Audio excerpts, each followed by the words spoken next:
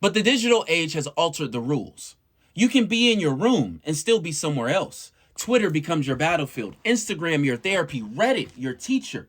The space your body is in can be peaceful while your mind is warring in a toxic echo chamber. The physical space can offer you calm, but your digital space can destroy your mental health before you even leave bed.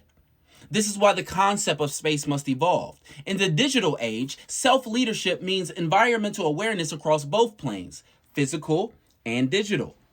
Where you are and where you are going when your fingers swipe across the screen. Our digital space is not passive, it's curated. You build the algorithm, and the algorithm builds you. This is why we are losing ground in culture, because bad faith actors are dominating digital space while good people are still trying to escape into physical space alone.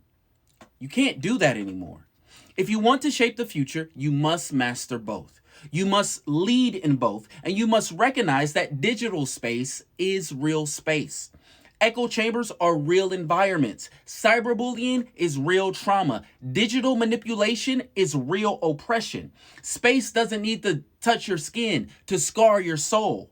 Leaders of this next era must build systems of truth, empathy, and exploration inside of both types of spaces. They must confront the culture of scrolling, the numbness of overstimulation, and the disembodiment of screens. They must help others return to the body, not by rejecting technology, but by mastering it. The disembodiment of screens refers to the way our digital experience separates us from our physical bodies and physical presence.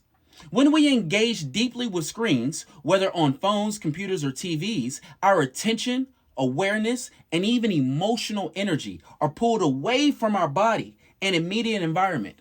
In practice, it looks like this.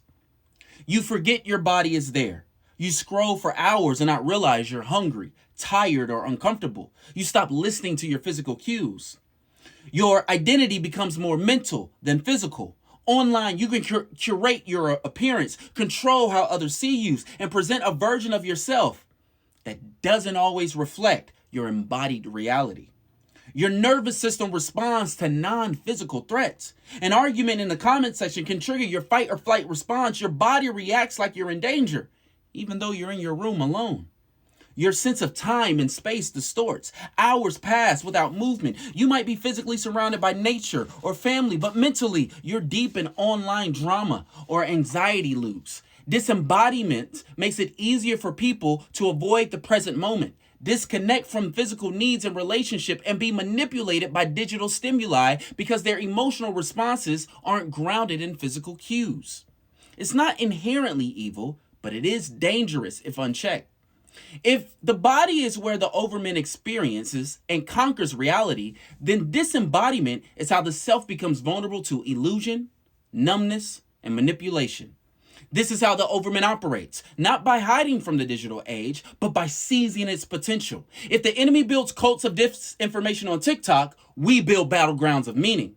If the self can be shaped by a meme, it can be liberated by a message. If the digital space is now where people live, then the overman must move in, not to dominate, but to lead. Because if we do not lead the future of space, someone else will.